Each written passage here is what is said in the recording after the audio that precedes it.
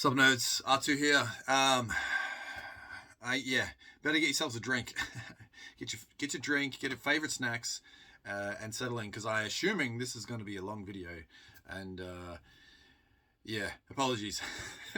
But this is basically everything else that I picked up in July.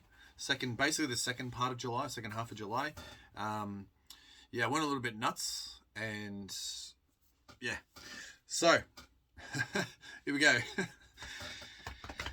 Got some fantasy. We'll get the fantasy bits out of the fantasy books out of the way. I got these because they were at an op shop and they were just all together. And when I see collections like this and they're all together and they're really cheap, I think paid $1.50, $2 per book in this lot. I got to pick them up, and I have heard about this before, and I have a bit of a thing for Ouroboros, or Ouroboros, or Ouroboruses. These things, the dragon or the snake biting his own tail. I got a thing for them, and when I saw the title of this, it sounded very familiar, and it's got a sick cover. So it's E.R. Edison, and it's the worm Ouroboros. So I really don't know anything about it. I've heard it's from what I've looked up, it's on vein with Lord of the Rings and stuff like that in terms of a fantasy epic. So yeah, this is really cool, and it's from give you the year, 1926. Wow, it's 1926, and it was first printed in 1967. If I'm reading that correctly, yeah, 1926. Excuse me. This book, though, this particular printing is 1967, which is what I said before. Yeah, there you go. Ballantine Books. But 1926. The worm Ouroboros. So I got that one. That was there. Then we got Mistress of Mistresses. Fucking another amazing cover. Then you got the Mezentian Gate. Mezentian Gate. How cool is that? E.R. Edison. It's wicked. You can see the Ouroboros there. Sort of on the outline of the book. Fantastic. And then finally, A Fish Dinner in Mnemosyne. Now, I think these are, at least I think that's a trilogy. This could be the fourth one. I'm not 100%. But from what I would understand, no, it might not be these ones. It's the other ones. Okay. But anyway, yeah, how cool is that? I mean, tell me you wouldn't pick these up if you saw them there. Vintage covers, smell amazing, fantasy in the, reign of Lord of the Rings. How cool. I'm very interested to check these out, especially because they're from the 20s. So that was awesome. So I got those. And the next one was these ones from Lord Dunsany. Lord Dunsany. I have butchered that. Yeah, Lord Dunsany, whatever. The King of Elfland's Daughter. Now, I'm not really a big, epic fantasy reader anymore. I was, I sort of got into fantasy a little bit in the sort of like, what was it, late 90s, early 2000s? So this is 1969, so a little bit later. But then I sort of moved into just reading a bit of whatever, and now I'm sort of trying to get into my sci-fi, obviously, because I grew up watching nothing but sci-fi TV and movies and stuff. So yeah, so I got this one, which is the King of Elfland's Daughter, the Children of Leah. That's it. Okay, that was the only one. I thought there was more from this guy. So that's the only one. Then we got Evangeline Walton, The Children of Leah. How cool is that? It's got an introduction by Lynn Carter. That name sounds familiar. That's great. That's really cool. And that is from, and these are all together. All these books I'm showing you now were all together in one pile. So I had to get them. So this is from 71. Stories from 71. This book is from 72. So that's great. Another Evangeline Walton is Prince of Anwen, the first book of the Mabinogion. I don't know. Yeah, that's cool. That's really good. And then we got a different author now, William Morris. Again, all together. The Well at the World's End, Volume 1, William Morris. This sounds familiar. The Well at the World's End. That sounds really familiar. I don't know why. I don't know if it's because I've heard somebody else say it or it's got a similar title to something else. But it rung a bell for some reason. This one is a little bit fragile. So this is from 1970. Cover in the corner is a bit fragile, but yeah, The Well at the World's End, Volume 1. And then The Well at the World's End, Volume 2. So that's epic. And then a final sort of trilogy here as well. James Branch Cabell, or Cabell. James Branch Cabell. I can't speak. Now this one has got James Blish says that it's so inventive, so funny, and so beautiful that this is a joy to read. Now I believe I've got a trilogy here from this guy. This one's called Figures of Earth. I believe these are a raunchy fantasy comedy, something like that, from my understanding. And they're from the 1921. The story came out, and this book is from 1971. So it's crazy to think you get a story from 1921, and then 50 years later you get it in a book, and then 40 years later I'm fucking buying it. nearly 50 years later again, so 100 years. Is that right? Yeah, it is. 100 years old, this story.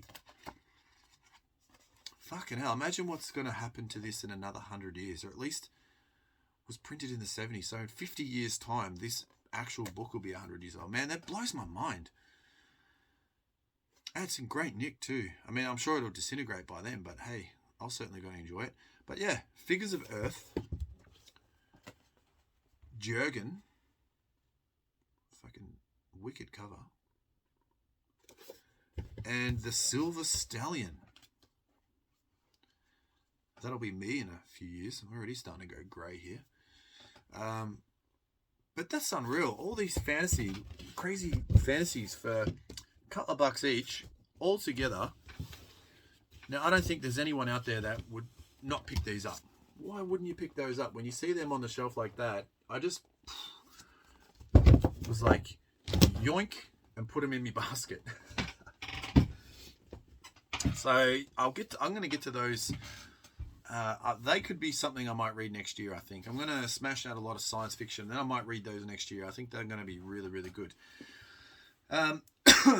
Now, Science Fiction Reads was, I think I mentioned in the last video, he's one of the OG channels that I was watching. Him and Bookpiled were the two original science fiction pickup videos that I watched. And that sort of got me into wanting to show what I'm picking up. And I know Science Fiction Reads loves Neil Asher, and I've been looking it up and reading some of the synopsis and stuff, or synopsi, and it just sounds fucking unreal. Like, it sounds just berserk crazy, and it just sounds right up my alley. So I was hunting the first book. Very hard to find in the shops. I could get it online, but I like to buy things from a brick and mortar store. I like to go in and actually see the books and pick it up. So I don't really buy a lot of shit online. And I almost bought this online, but I was like, no, fuck it. I'm going to wait until I find it. And I went to a bookshop here in Melbourne called Collins Bookstore. It's a chain bookstore here in Australia. And I finally got Neil Asher Gridlink. This is the first of the, what's his name? Cormac. This is the first of the Cormac series. And I'm pretty sure this is his first book. Neil Asher's first book. So I got grid linked. $20. It's the only one that wasn't like a $2-3 book. So this is going in my TBR for next month, along with Ender's Game and a couple of others. So yeah, I cannot wait to start this because it sounds fucking awesome. It sounds really, really good. So, and for the whole time I'm like, Neil Asher, I don't know if that's going to be for me, but when I actually looked it up, it just sounds awesome. So I finally got that. I picked up this because I've always wanted to read it, and it's Dante's Inferno. This is just a little Collins classic one. Nothing special about this. I got it from the op shop, couple of bucks. You know, it's just a book of the poems that detail Dante's descension into hell, and all the seven levels or layers of hell that he goes through. I think initially to find his deceased wife or something. I can't remember. I've seen a lot of like anime interpretations, and I played a bit of the video game and stuff like that. But I just wanted to have a copy of the book. I wanted to read it. And there's always a lot of horror movies out there using this as, you know, source material. So I know a little bit about it. And Lady Death is another sort of similar. They use a little bit of this as well. So yeah, I don't know. I just wanted a copy and I found it there, so I picked that up, and I think it'll be a pretty good read. So I got that. I got some Anne McCaffrey that I didn't have, or at least I'm pretty sure I don't have these, but they were a couple of dollars each, so I picked them up anyway. If I do have them, they can go in my booth. Outlaw Bookseller. I'm positive that's your that's a YouTube channel. It's got gold in the lettering. Sorry, buddy, but it's a very nice gold. It's funny. He mentioned in the comments of my previous video that he doesn't care about it anymore, and I was like, well, I'm gonna keep stirring him up anyway. So this one was Crystalline. I don't know where this fits in any of the series, but I got it anyway. I got the Rowan. Nice cover there. Get out of it, light. We got Restorie. This has got a really cool science fiction cover. Because she does, like, I'm so confused because she does so many, it's just like science fiction, then it looks to be some fantasy, and then it looks to be science fantasy with dinosaurs and stuff like that. And then she does stuff with other authors, and then other authors have done sequels to her books, so it's so fucking confusing. So I am going to get, not next month, I think December, I plan to start reading some of her stuff, November, December. I might do it in November. I plan my books months in advance. Otherwise, I'll never get around to it. And then I think this is the first one of a new series, and the Crystal Singer. One of those old vintage covers as well. I did have this in a different cover, but I got rid of it, and I wanted this cover, so I got that one as well. I'll leave them there. So many books, so little time.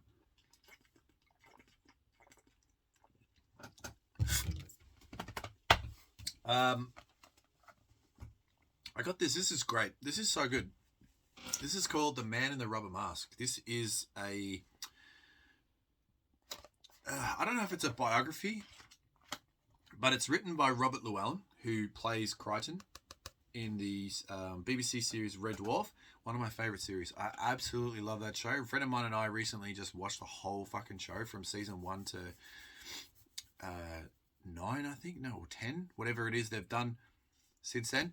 And I'm almost ready to go back and watch it again because I absolutely love it. So I've never seen it all really in full. But this is great. I've got the books that sort of like tell the side stories of the TV series, and then Robert Llewellyn actually writes a lot of the books too. Like, he's written a few books about Red Dwarf. So Crichton's my favorite character. I fucking love Crichton. he's such a good character. If you know the show, I'm sure he's your favorite as well. So yeah, I got that. I think it's a bit of a biography, a bit of an insight to the series. So yeah, anything I can learn more about that show, I want to. I picked up book 2 of The Demon Child. This is Jennifer Fallon, Treason Keep. I'm pretty sure, I know I definitely picked up book 1 a few videos ago, and I don't think I had book 2. If I do, well, I've got 2 copies of this. It's over there. I should have checked, but I'm pretty sure I only had book 1. But either way, if not, I'll just put this in my little bookshop. So, yeah, I don't know when I'll ever get around to it, but I just saw it there, so I just picked it up. And then, as I said before, I'm a sucker if I see a trilogy, whether it's fantasy or sci-fi or, adventure or something like that. If I see a trilogy there and it's in good condition and it's cheap, I'm going to pick it up. Because worst case, it can sit on my shelf for however long. Worst case, if it's no good, I'll just put it in my bookshop. I don't care. Yeah, Sarah Ash. Sarah Ash, never heard of her. This is the Tears of Artemon trilogy. I believe it's a trilogy. Lord of Snow and Shadows. It's got a cool cover, and I picked it up because I had a look at the back. It didn't really say much on the back, but there's a front. But on the back, there was ships. Now, I think I've mentioned before, I love books about ships, like fantasies that have ships, especially airships, like definitely. But when they have like ships like that and like big ocean worlds and stuff like that, I don't know. Because you'd never see me out in the open ocean. I got a fear of the open ocean. I'd never go out there. Oof, it just freaks me out. I'm getting chills just thinking about it. But in a book form like this, I think it's fantastic. It's fascinating as fuck. So I got this Lord of Snow and Shadows, Prisoner of Iron Sea Tower. So yeah, I'm guessing this is a bit of a seafaring fantasy adventure, which is fucking awesome. How cool is that? Awesome sort of wraparound cover. Great. Which is why I like the live ship or live ship traders. Is it the live ship traders by Robin Hobb, and I think there's another part of that, the Farsi trilogy as well. I can't remember. I need to reread a couple of those books. And then we got book 3, Children of the Serpent Gate, Tears of Artemon. Yeah, that trilogy. So again, awesome cover, full wraparound cover with some mountains, a volcano in an ocean volcano. Okay, so it is a triumphant conclusion, so I'm guessing it is just the trilogy. So yeah, awesome. Never heard of her. Yeah. Sometimes I am in the mood for a good fantasy epic, but I think I'm going to read some Robin Hobb before I read any of the other random ones that I've been picking up lately. So they'll sit there on the shelf in a little dedicated fantasy section whenever I get a shelf for that. This is awesome. This was $3. I couldn't believe it when I found it for $3. Stephen R. Donaldson, first edition from 86. Yep. 1986. First edition. Hardcover. Mordens Need the Mirror of Her Dreams. I have no idea what this is. I know Stephen Donaldson. I always find his books, I see his books all the time, but they're always trashed. They're always just knackered. So I don't pick a lot of them up. But this is awesome. This is, I believe this is book 1 and 2 of whatever series this is from, because it says book 1 and 2 in the contents. But yeah, I don't know. Love it when they put the whole face on the back there. I don't know what this is, but it's great. I mean, I think I've said before, I'm not a big, I don't really worry too much about getting first editions and whatever, but when I find them though, it's still pretty cool. I don't actively seek first editions. I'm not too bothered, but if I find them out in the wild like that, it's just, it's a nice little treat. So that was cool. That was $3. So I don't know anything about it, if it's a fantasy or a sci-fi or what, but it's got, it looks a bit fantasy, so yeah, I don't know. But that was cool. I got my first folio. How cool is this? I love these books, man. I see them all the time. I see people pick them up. I could take or leave the little slip cover. I'm not too fussed. But I really love them. They are always in just really, really good good presentation, good quality. The paper quality feels good. I know they can sort of vary in price depending. I don't know a lot about them, but this one in particular, this one is called the 12 Caesars, or the 12 Caesars if you want to get 10. I think it's Caesars. I know it depends on your accent, I suppose. But it's got a cool little map there. I was reading through it. It seems pretty interesting. What we got? The 12 Caesars, translated by Robert Graves. The Folio Society. But yeah, this is so good. I paid $8 for this from an op shop. I thought that was pretty reasonable. I had a look. I looked it up. I think it's worth between 50 to 70 Aussie dollars, depending. That's from what I could see. It could be less. I don't think it's any more than that. But, I mean, I don't care. I'm not going to resell this one. This is for me. I would love to have a collection of Folio Society books on the shelf. And this seems pretty interesting. You know, it's something that I'd flick through eventually. But, yeah, I don't know what other ones are out there in Folio Society. But, yeah, I was just stoked because I don't see them out in the wild, that's for sure. I see other people pick them up and I see them around and that. But, yeah, Folio Society. Awesome. Say Folio Society again. Yeah, it was just a nice surprise. I recognized it as soon as I saw it. All right, so I got a copy of Blade Runner, Blade Runner 3 hardcover. I've had a copy of this before. I've got a copy of Blade Runner 2. That's on the shelf over there, and I did have a copy of Blade Runner 4 as well, hardcover. I sold 3 and 4 when I was working the markets and selling books at the market, because I sell these for $20 a pop, so they're a good sell. But I'm keeping this now because I picked up a copy of a little while ago. I picked up a copy of Do Androids Dream of Robot Sheep? I think that's what it was called. And for those of you who are unaware, but I'm sure you all know, that was the basis for Blade Runner, original Blade Runner story. So I liked the movie. Thought it was alright. I'm not a big fan. Didn't really enjoy the second one, to be honest. But I love that story. That story is fascinating. Artificial intelligence and all that sort of stuff. So, and whether or not can they have free will and all that sort of shit. I don't know. I think it's great. I think it's a great story. I do want to read the Android Dream of Sheep, Robot Sheep thing.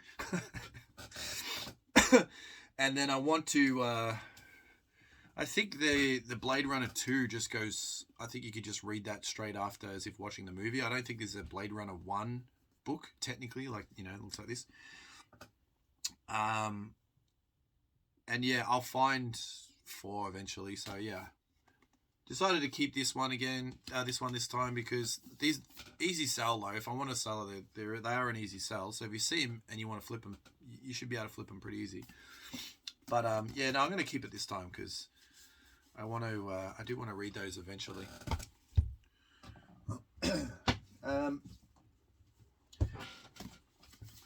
Now I'm pretty sure I've got a first edition Douglas Adams Hitchhiker's Guide to the Galaxy quartet, or whatever, however many there are. I think there's only 4 books or 5 books, whatever. And then I've got a biography on him, and I've got a few other sort of series because I love that. I love Hitchhiker's Guide to the Galaxy. I love it. I've seen the original BBC show. I've seen obviously the new movie. I have listened a bit of the radio show, but I've never read any of it. So I do need to read it. But I've just never got around to it. So I got some other Douglas Adams. I found these. So this is Dirk Gently's Holistic Detective Agency. I tried watching the TV show, did not like it. So I thought maybe I prefer to read it. So I found this. I couldn't leave it there. Nice hardcover, couple of bucks. So I got that. Excuse me. And then I got The Long Dark Tea Time of the Soul. I don't know if this is a continuation of the Dirk Gently series, but yeah, they're right next to each other on the shelf. So I'm like, oh, why would you not want these? So I will put those next to my Hitchhiker's Guide collection. Got a really good Hitchhiker Guide collection, so they will go quite nicely on the shelf next to those. And then I got this. This is Linda Linda Nagata, or Linda Nagata. Amazing cover. Love the colors in this. It's called Vast. What a fucking cover that is. Like, look at the colors, man. That's unreal. I don't know. I don't think this is a first edition. Let me see. I don't know anything about it. I just saw it, the spine. I got this the same time I got the Douglas Adams and the Blade Runner. They're all sort of just sitting together. This is from 1998. The story 1998, and this is published in 2000. So, yeah, not a first edition or anything, but still a really sick version of the book. Or certainly got a sick cover. I really love that cover. No idea what this is about. It says, gradually, Lot became aware of a spot of darkness, a patch of emptiness stamped upon the starfield. He stared at it until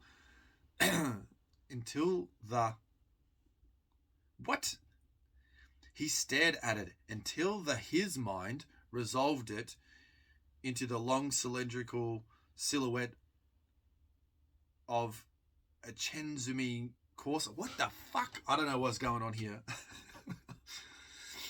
But yeah. Linda Nagata Vast. If anything, it's just going to look good on the shelf. That confused the shit out of me. Yeah, I found a Simic that I didn't have. How cool is that? I thought I had every Simic story. Or it's also in the same style as my other Simic books. Simic's probably my favorite. You know, to be honest, I haven't read a lot of different authors, especially with short stories, sci-fi short stories.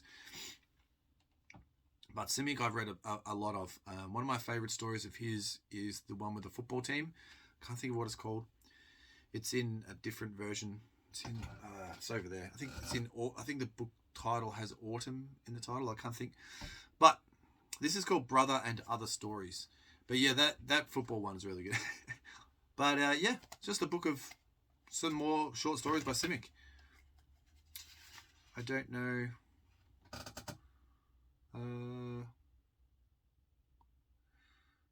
No, maybe it doesn't have autumn in it. She got Way Station, Cemetery World. I think I've got those. I've got the Werewolf Principle. No, it doesn't have. There's no other one with autumn. I'm sure there's something with autumn. But anyway, yeah, this is really cool. Definitely, definitely a big fan of Simic. Got some Stephen Baxter. I really want to read Stephen Baxter's Mammoth trilogy. I have a copy of Mammoth in my store. I need to potentially bring that back for my collection. But yeah, I got Titan. I don't know anything about Stephen Baxter. He's British. He's British, and I haven't heard anything bad about him. That's for certain. Yeah, I just saw it there, so I thought I'd pick it up. I got another Baxter in there somewhere as well. We'll get to it. I got this one, MS Murdoch. This is Vendetta. Don't know anything about it. I just found it. It's got gold lettering. Oh, it's a gold. Oh, sort of like brown gold lettering. Yeah, I don't know anything about this one. A young slave must stop a madman from murdering a child and hold worlds. Okay, that sounds very similar to something I picked up a little while ago. But yeah, we got John Delancey, Soldier of Light. This is a thought-provoking novel of an alternate reality. It's kind of like a post-apocalyptic.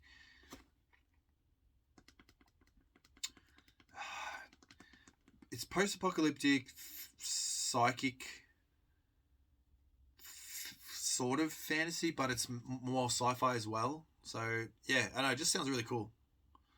Soldier of Light. We got Ben Bova. I've got a few Ben Bova now. Slowly getting a bit of a Ben Bova collection. This one is Saturn, part of his grand tour of the solar system. Yeah, I don't know anything about it, but it's got Jupiter, Mars, Venus. Yeah, don't know where that fits, but I have it.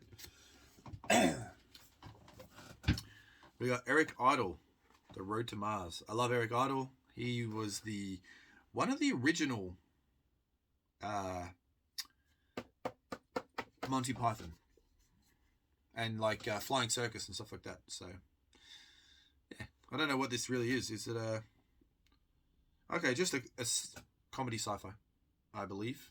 Well, if he's written it, then yeah, it's got to be comedy. So that's cool. Growing up in Australia, especially in the 80s and the 90s, Monty Python was huge here.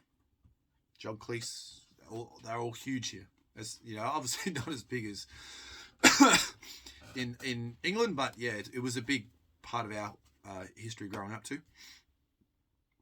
This one is Christine Catherine Roosh, Alien Influences. It's got an awesome cover. I just if I see a sci-fi cover, I'm just picking it up at the moment, especially if they're only a couple of bucks. So I don't know anything about that. It's got a cool cover. It's got aliens on it. It says it's like early Ray Bradbury. So I have read October Country by Ray Bradbury. Love it. So good. I found another Peter F. Hamilton that I didn't have. The Naked God. This is huge. This is fucking massive. 1,252 pages. That's just the cast of characters. Okay, here we go. It's got 1,200. This is 1,200 pages, man. Fuck. Is this a trilogy? This better not. Oh, it is. Volume 3 in the Night's Dawn trilogy. Bloody hell. I have no idea when I'm going to read some Hamilton because it just seems so daunting. Whew. But I got one. Fuck. What's this? Oh, yeah. Peter Brent and David Rolfe, The Silent Witness. This is the mysteries of the Turin Shroud revealed. I'm a big fan of conspiracies and mysteries and ancient alien theory and stuff like that. And this is about the Turin Shroud. If you don't know what the Turin Shroud is, it's that piece of cloth that was supposed to have covered Jesus when he was in the cave. And you know, when they opened the cave was gone. It was after he got on the cross, and they put him in the cave, and you know, Jesus resurrected, and he fucking legged it, and yeah, the cloth has his imprint of his face on it.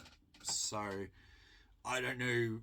This is like, I don't know what they're going to say in this book, if they're going to debunk all that sort of stuff, but it's from 1978, so I'm sure there is more information out there on the Turin Shroud and more proof and all that sort of stuff now. But I love these older books and the theories they come up with. I have a lot of Eric von Daniken stuff about the ancient alien theory and stuff that he wrote back in the 50s, which is still relevant today for the most part. But this is just a bit of a guilty pleasure. But I love that stuff. You know, I don't necessarily believe everything that comes out of these things, but it's just it's just fun. I find these really fun. So I picked up that one. We got Astron Dalmatia, One Against Time. I don't know what this is. It was just a cool looking robot on the front there. A mind-twisting hunt through the jungles of infinity. I think this one's going to just mind fuck me a little bit, but yeah. The Serpent of Senegad. Serpent of Senegad? Yeah, we'll go with that. Okay, so this is book 5. What a pain in the ass. That's book 5. I think this is a little bit YA, maybe. I said that last time and then got called out that a book I said was YA wasn't YA. In a good way, of course. Because, yeah, I don't know a lot of what I say, if that makes sense. But I know I got this out of the kids section, but yeah, I really don't know. It got shortlisted. Well, a couple of other stories from this series got shortlisted for the Guardian's Children Fiction Award. So I'm I'm sure it is a YA. Yeah, from 1984. So that's really cool because this is the year I was born. Well, this one's 1989, but the other ones were 1984. Ooh, it's a first edition though. Hey. That's annoying that it's book 5 because I like young adult children's fantasy stuff like this. Like, yeah, I really enjoy that sort of stuff because it's what I grew up reading, that sort of stuff. So that's why I've got a bit of a soft spot for it, which is why I picked up this one. This is Amy Stout, The Sacred Seven. I got a bit of a young adult feel of this one as well. It might not be, but hey, we'll go with it. Don't know anything about it. It just looks like a little bit of a well, it's obviously a fantasy, but it just looks yeah, looks really good. Looks interesting enough anyway. So we'll definitely flick through that at some point. We got this one. This is book 2. What the fuck? Geodesica Descent. Sean Williams with Shane Dix. Geodesica Descent. I just got it because it looks pretty epic. Unfortunately, book 2, which is a bit of a pain in the ass. I knew that buying it though, so it's not a shock. But yeah, big war type sci-fi. I don't know. This was so good. I'm so glad I found this. I'm pretty sure I have everything Whitley Strieber has written. And this was the last one that I needed because it's a horror, which you don't find horror paperbacks in the wild very often. Certainly not here. And when you do, it's all the same shit. But I got the Wolfine. The Wolfine. But I got the Wolfine. This is so good. And I'm pretty sure they made that into a movie.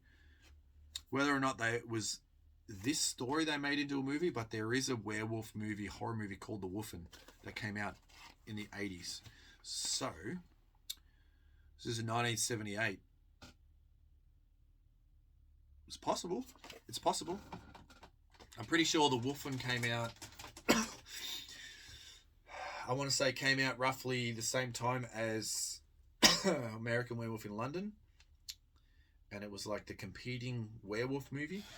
I could be mistaken, but yeah, I have all of his sci-fi stuff.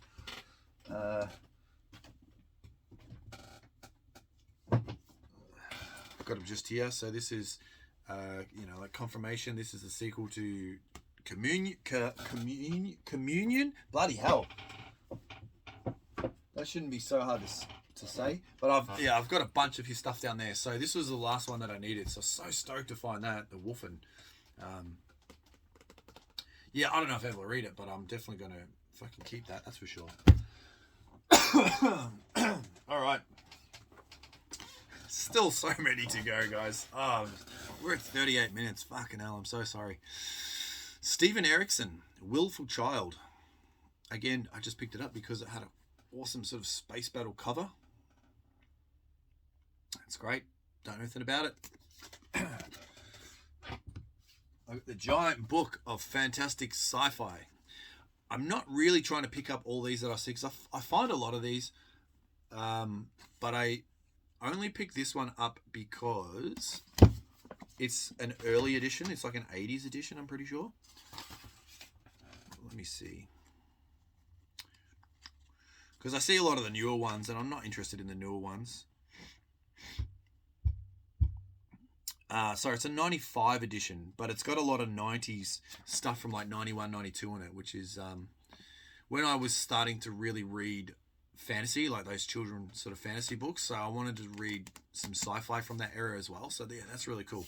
So I do like the occasional short story, big short story collections like that of sci-fi, but I don't, not everything. I got this because it says James Bond meets Indiana Jones, and it's called The War in the Dark. Lots of gold on there. Oof, outlaw. Yeah, I don't know. It was there. And I do like my adventure books every now and then, as I said before. So this one just sounds really cool. James Bond meets Indiana Jones. Indiana Jones is a big influence of me in reading adventure stories and stuff when I was younger. So much so that I wanted to be an archaeologist, and I still kind of do. I'm a qualified librarian. If you didn't know, I've got my diploma sitting on the wall there. So, you know, I'm kind of an archaeologist. But yeah, I nearly studied it. I was going to go to uni as an adult to study archaeology, but very, very expensive. It was like $2,000 a unit, and there was like fucking 25 units or something like that. I don't know. It was ridiculous. But yeah, so I don't know. When I read Indiana Jones meets James Bond, I love the James Bond films for the most part, especially the Daniel Craig ones. So yeah, I thought, fuck it, I'll get it. It was $2. Here we go. What's this? We got Alex Lamb, Exodus. Stephen Baxter likes this guy apparently. So yeah, again, it's just a nice spacey cover. That's the only reason I picked it up, and I had the pull quote there from Stephen Baxter, and I've got a lot of his stuff, and I want to read some of his stuff. So I am trying to pick up some newer sci-fi. I consider that to be a newer sci-fi. When is that from? 2017. So yeah, that's really new. That's in the last fucking 5 years. So this is really cool. This is Earthseed, Pamela Sargent. This is wicked. Look at that cover. Don't know anything about this. Never heard of her before. So let me know if she's any good, if you know of her. Because I'm learning a lot as I go here. I really don't know much as other people, certainly. And this is from 83, but this printing is 84, which is awesome because, again, that's the year I was born. What a great year. Yeah. Ah, that's cool. So it says, a ship hurtles through space. Deep within its core, it carries the seed of humankind. So the people of Earth sent ships into space to fulfill the final destiny of the human race. Cool. Which I guess that makes sense because it's Earthseed.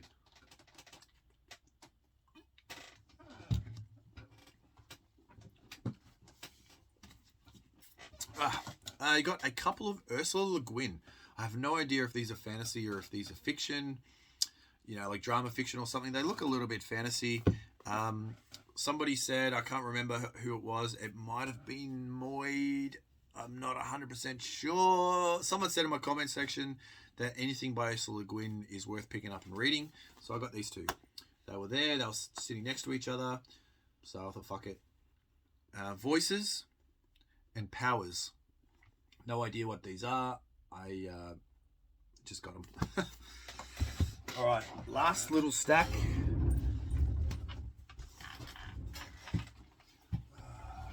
Oh no, that's all right. I say little, but it's definitely not a little stack. All right, let's smash through these. I want to get this under an hour.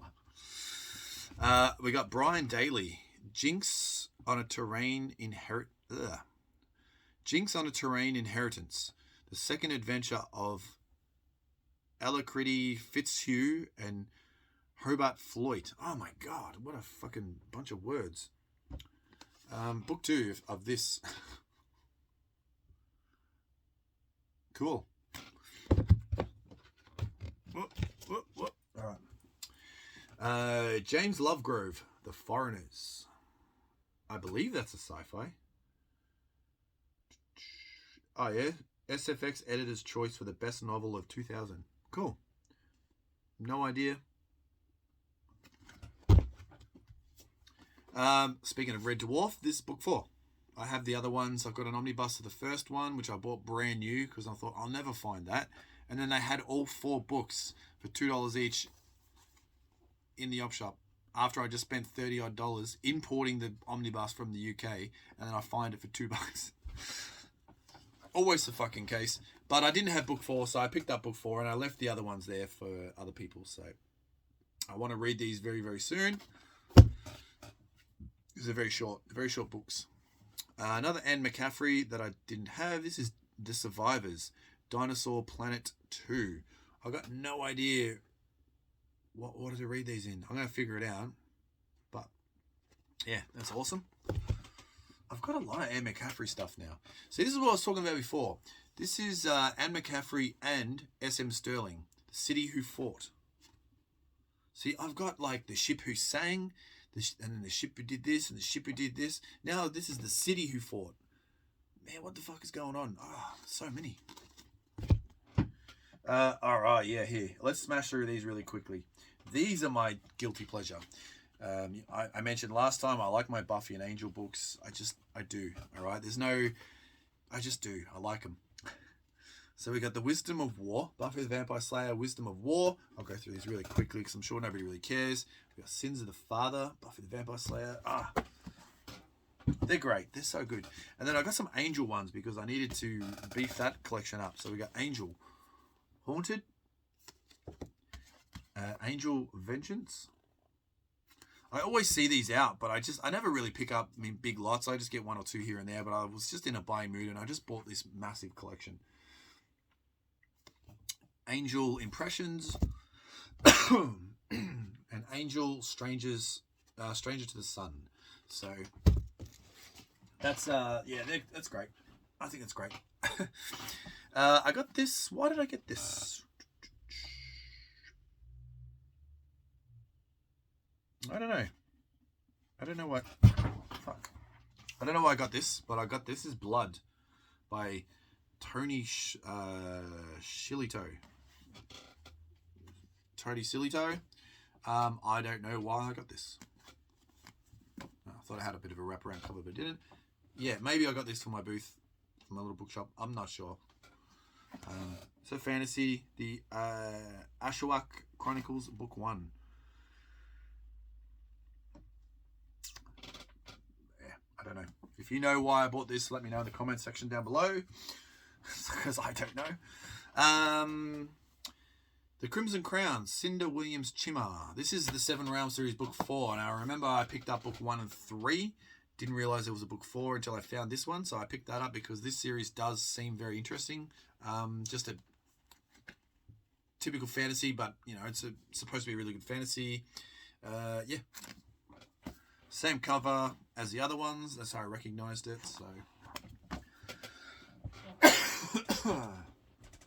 here's the other Stephen Baxter that I've got. Trade paperback version. Space. Nice and simple. I don't know.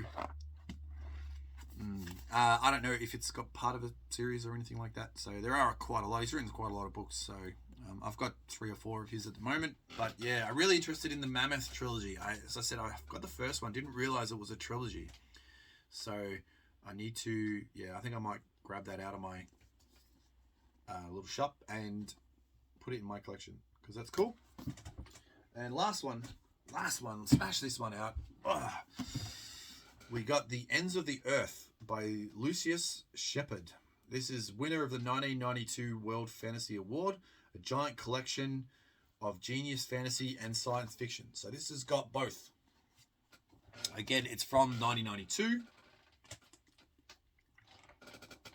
Which is what I wanted to read more of in terms of science fiction. Certainly fantasy as well. Like, that's fine because that's when I was really got into my fantasy. Reading fantasy was early 90s. It would have been like bang on 91, 92. So I know 93 I was like balls deep into Goosebumps, I reckon. 93 I was balls deep into Goosebump books. And other fantasy books around that size. So, yeah, this is really cool. I don't know what's in there. We got 1, 2, 3, 4, 5, 6, 7, 8, 9, 10, 11, 12, 13, 14. Short stories. Lucius Shepard. So there's no...